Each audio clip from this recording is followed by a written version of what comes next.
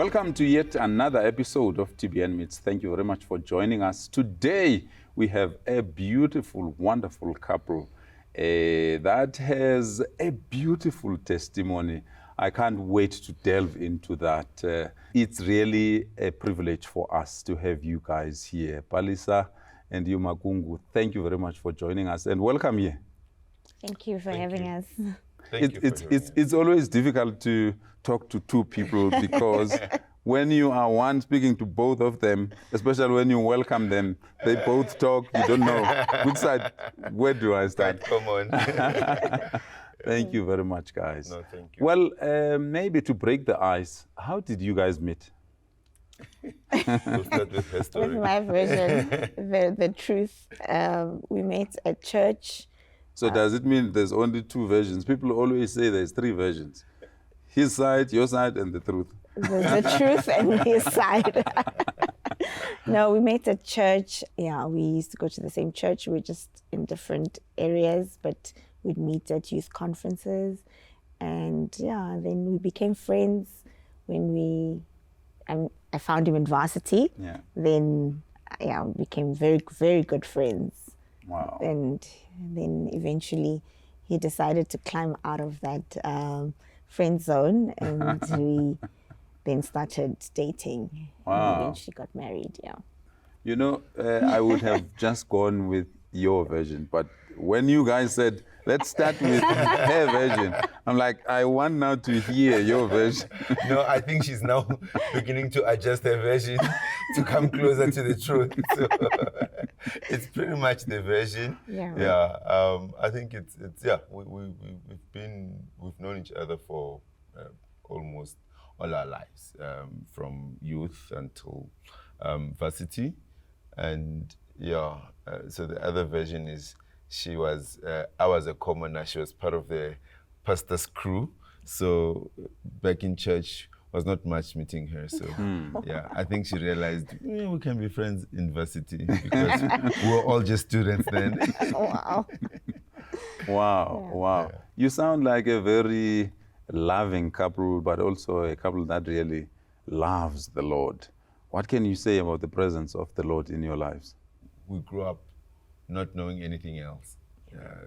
I don't have a life where I know anything outside God.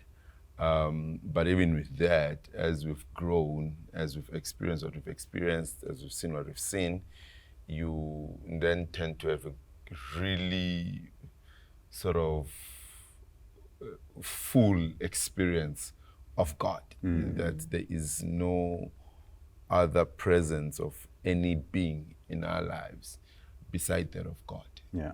So I think it's that we don't know anything else. I'm interested in knowing as well, what is normally your reaction when anything you are involved in, especially because you both work in the corporate world, seems to be far from God, in terms of decisions that you have to make, in terms of corruption, in terms of bribery, in terms of anything that's like, no man, this thing is so far away from how God wants us to treat ourselves. Your career is more, there's a lot of bribery. Cut. You're more susceptible to. So about 7-8 years ago, Yeah. at work, I got involved in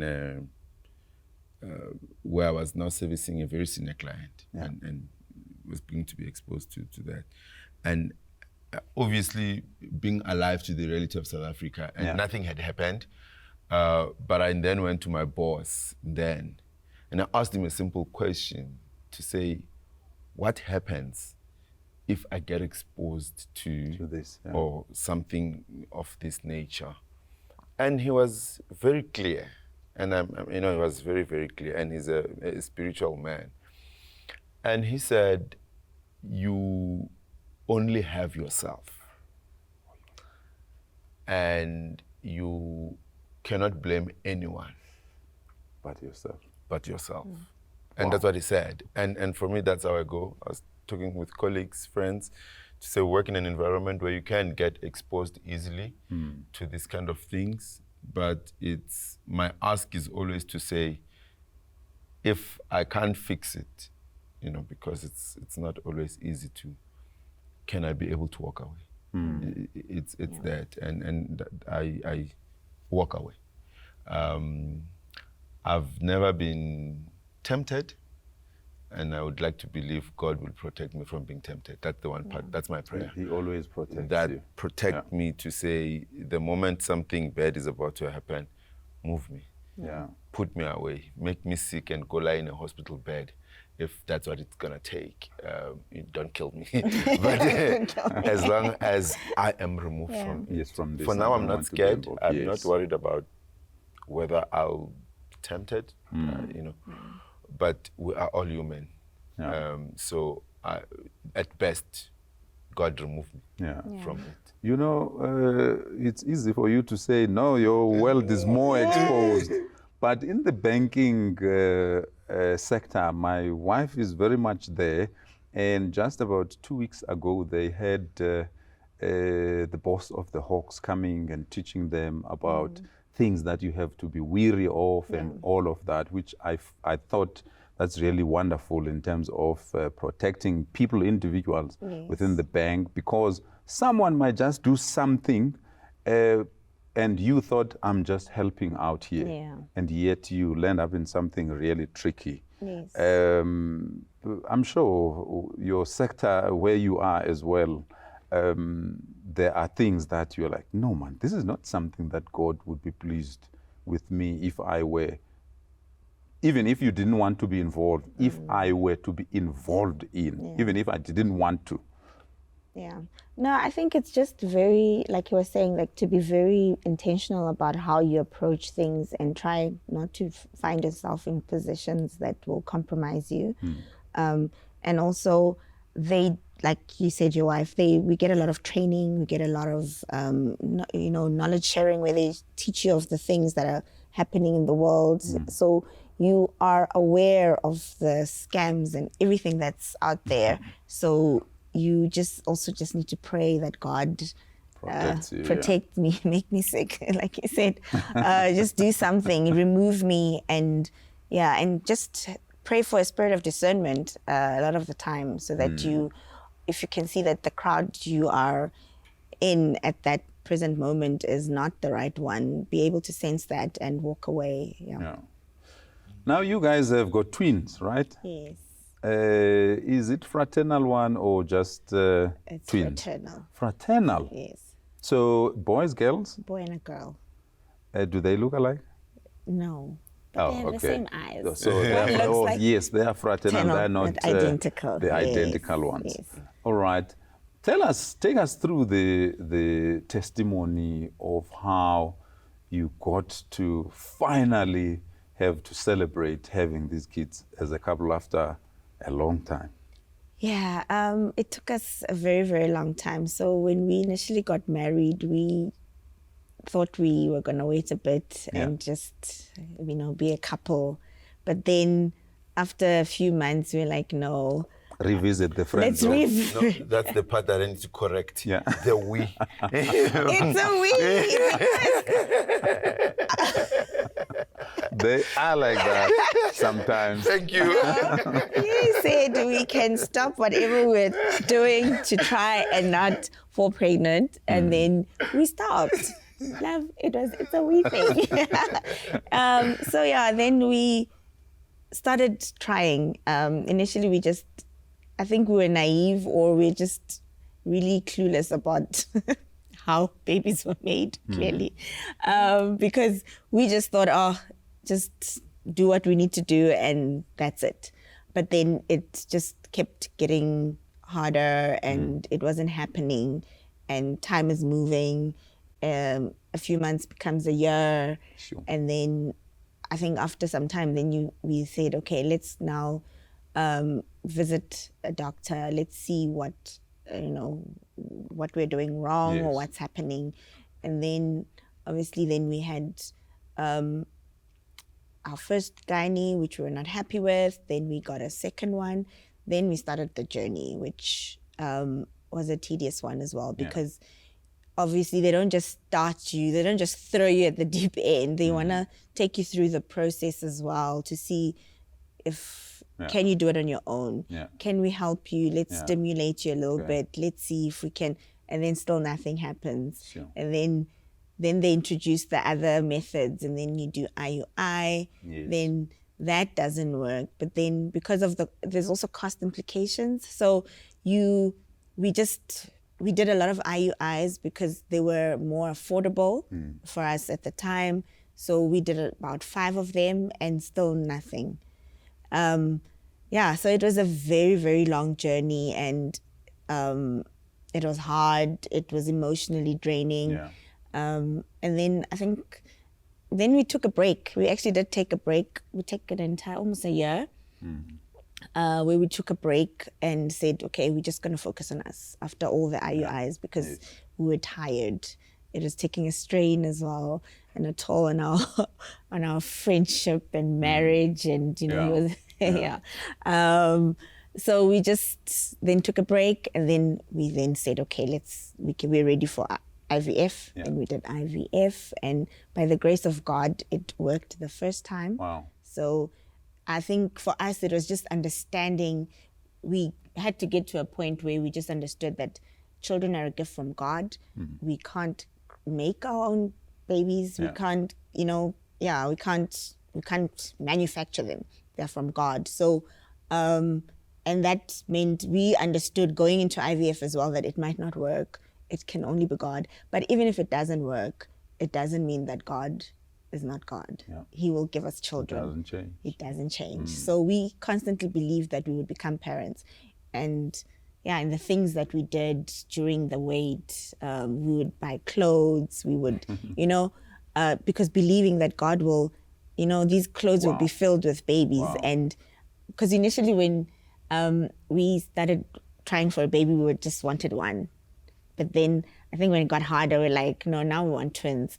And when we actually started buying clothes, we would buy for twins. We'd buy 2 of each. And we'd buy for a boy and a girl because we were like, can't, it's going to happen. So we really just trusted God. And when it happened, we just could not. It's amazing because you believe that he can do it, but when he does it, you just can't believe it. Wow. Yeah. The strain on the marriage itself, the other parties involved, both your families, and I'm not going to shy away from this one. As Black people, sometimes we could put pressure on things unnecessarily, but of course, out of not understanding the will of God. How? Oh, this wife that you got, this and this and that. Or, this husband that you got is unable to have kids. How did you navigate through those expectations from the families and also the pressure that they might have? I'm not concluding that they might have, but of course, even if they don't have, in the back of your mind, you're like, is there something that I need to start explaining now, or all of that? No, so I mean, what you're saying is truth, and it happens quite often. I think with us, we were very fortunate. Our parents, from both sides, were actually in the beginning didn't have the conversation with us. They, I guess in their way, were supportive in that regard, to say they allowed us the space. And even when we started having the conversation, we actually informed them, even what we're now doing in terms of the consultation. So we told them, even then, they were utmost supportive. We never had instances where I could say from family, we had such issues. Look, especially as Black people, we've got a lot of normal things that are wrong. So like normal conversations of when are you having babies, it would come, family gatherings here and there. I don't remember it coming from a sinister place where someone was being sinister. It's ignorance of the hurt or ignorance of the impact of such words that would come. But in general, and I think the more everyone started realizing, I think there's a problem, it's real, people actually started backing okay. on. Yeah. When they started realizing that looks like there could be something. Yeah. Let's not have There this was- conversation. Yeah. Your side? Your Yes. side?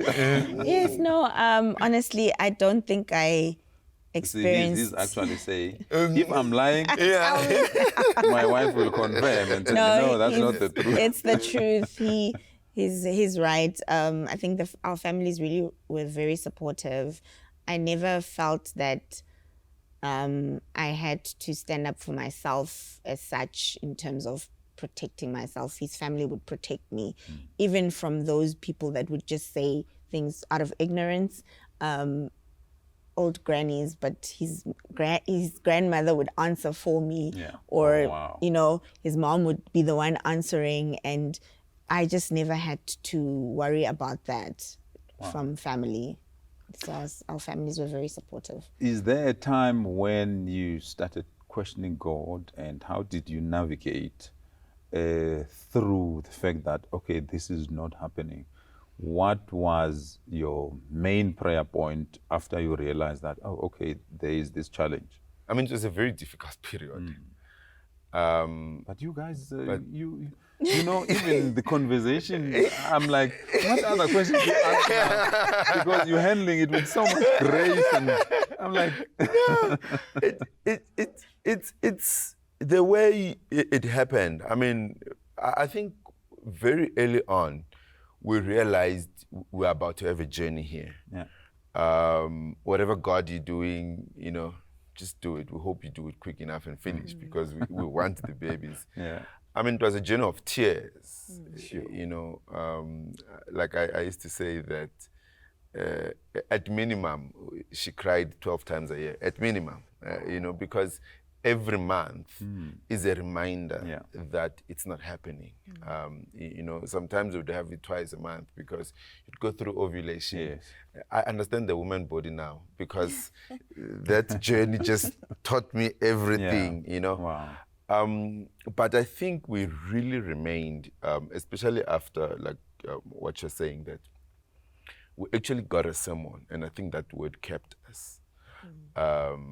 You know, about, you know, the digging the wells, you know, what the Israelites went through.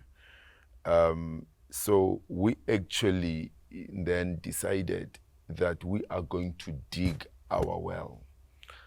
And every time we got disappointed, we would then go and buy something. Wow.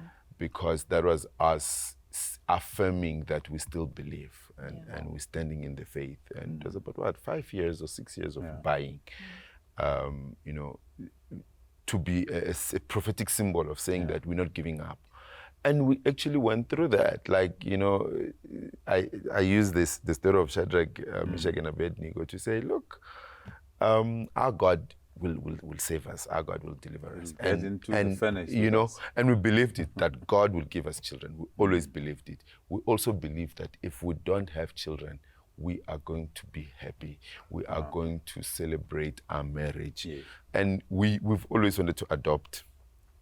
But we said we will wait. We will adopt when we have our children.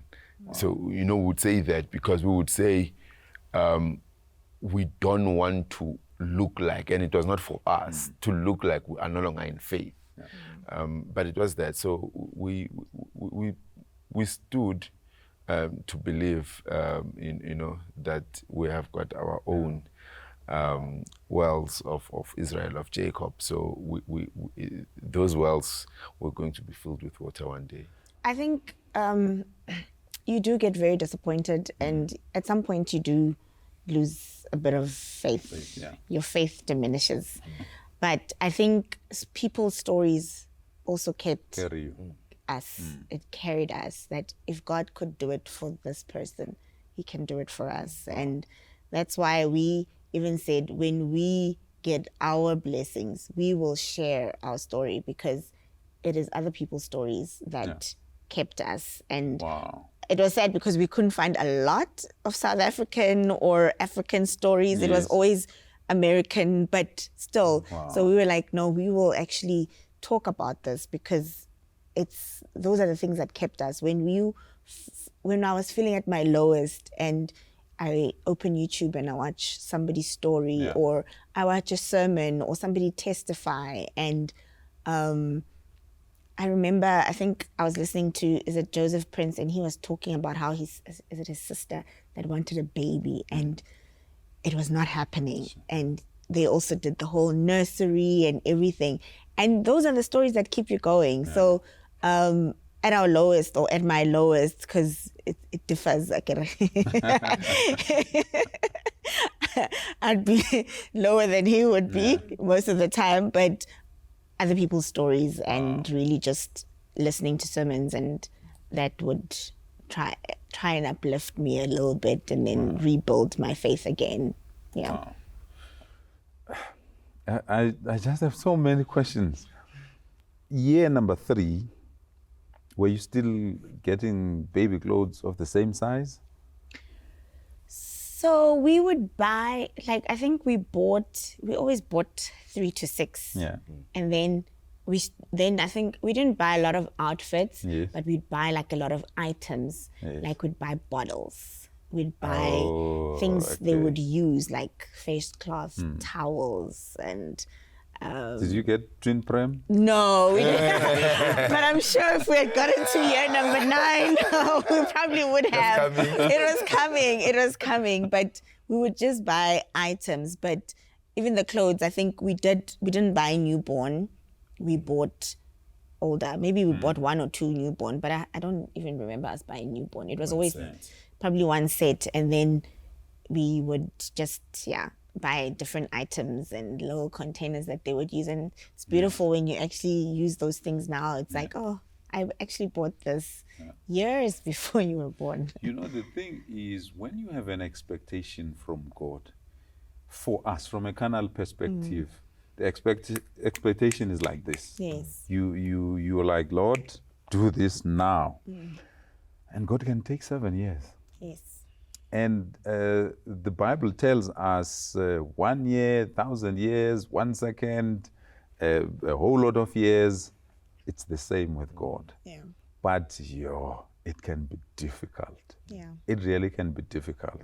Now, I'd love for you, because both of you speak like you are pastors or preachers, you must decide who should speak to whoever is listening that is going through this tough time. What would be your words of encouragement to that person? Maybe let's start with you, and then also, because, marriage and family is an entity that involves 2 people. Let's start with you. I think it's, don't stop believing in God. He's able and he can do it. It's just to find ways and means to make sure that you stay rooted and just stay encouraged. And just don't lose hope. And it's gonna happen. I always say to people that reach out to me that I trust God. If he could do it for me, if he could do it for Sarah, he definitely can do it for you. So do not lose heart. God is able and he's faithful. Hallelujah. Amen. Mfundis.